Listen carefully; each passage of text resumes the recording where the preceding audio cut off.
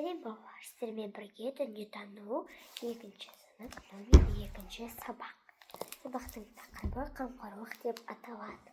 Сабақта жақындардың қамқорлық жасаудың маңызын түсінесің. Қамқорлық көрсетуді үйренесің. Тірек сөздер қамқорлық және қолғанат деп аталады. Бұл қандай отбасы? Отбасы мүшелерінің көңіл күйі қандай? Олар не істеп жүр? Отбасы мүшелерінің көңіл күйі өте жақсы. Олар үйдің кішкентайлары әткеншекте тербеліп жатыр. Ал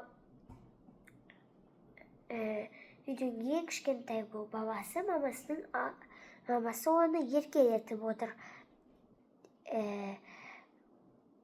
Ал үлкен ағасы, яғни нағашы ағасы алма теріп жатыр. Атасынан немересі ақыл сұрап жатыр. Енді мәтінді оқып берейін, мұқият тыңдаңыздар. Отбасы мүшелері бір-біріне қамқор болады. Үлкендер балаларды тәрбиелеп өсіреді. Балалар үлкендерге көмектесіп, оларға қолғанат болады.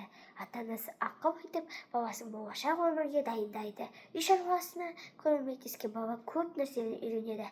Ақылды балалар үлкендердің айтқанын тыңдап, қорытынды жасайды деп мәтін берілген кітапты. Енді отбасы мүшелері бір-бірін қалай қолдайды? Отбасы мүшелері бір-біріне қамқор болады. Үлкендер балаларды тәрбиелеп өсіреді екен. Ата-ана мен баланың өзара қамқорлығына мысал келтір.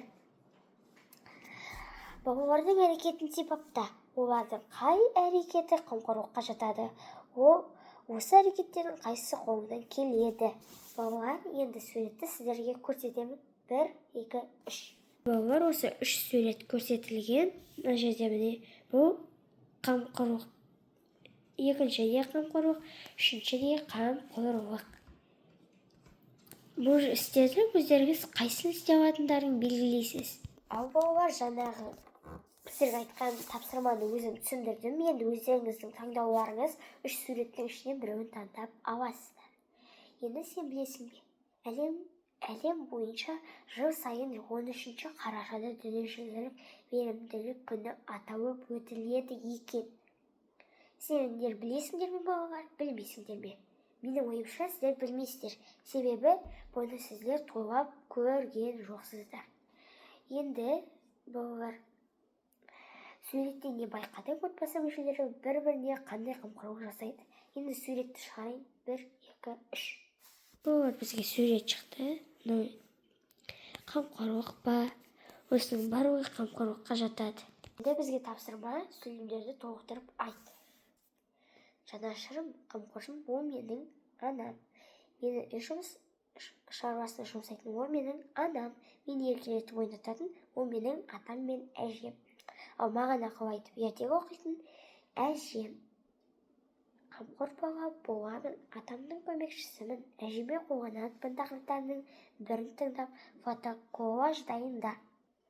Балалар, сіздер өздеріңіз фотоколлаж дайындайсыздар. Келесі сіздермен бірге 3-ші сабақты өтейін. Бұл видеода 3 сабақ сіздерге бірге болады. 2-ші және 3-ші және 4-ші сабақтарды бірге өтеміз. Қазіргі енді жаңа сабақ әдептілік. Бүгін сабақта әдеп сақтаудың маңызын білесіздер. Әдептілік көрсетуді үйренесіздер. Тірек сөздер әдептілік құрметтеу. Балалар, қандай әдепті сөздер қолданды деп ойлайсың? Сен ол сөздерді жиі айтасың ба? Олардан қандай үлгі алдың? Енді суретті қарайық. 1, 2, 3. Бізге осындай суреттер берген. Бұл не? Әдептілік. Осы тақырып біздің әдептілік және суретте біздің әдептіліктері берілген. Міне, бұл атайға жол беріп жатыр. Бұл дұрыс. Бұл да орындыққа отырып. Атай, сіз өтіп кетіңіз, сіз бірінші жүріңіз деп міне сөзде айтып жатыр. Келіңіз, мына жерге отырыңыз деп мына суретте айтып жатыр. Әке, мынау сізге деп үйге киетін аяқ киімін беріп жатыр. Енді осы тақырыпқа берілген тағы да мәтін. Біз әдептілікке отбасынан үйренеміз. Үлкендерді құрметтеу, сәлем беру, сөзін бөлмеу, сыпайы сөйлеу, мұның бәрі әдептілікке жатады екен. кешірімді болуы да әдептілік. Біздің жүріс-тұрысымыздан, сөзімізден қандай екеніміз көрініп тұрады екен. Әдепті бала мектепте және қоғамдық орындарда да өзін сыпайы ұстайды, ешкімді ренжітпейді. Әдепті бала қандай болады?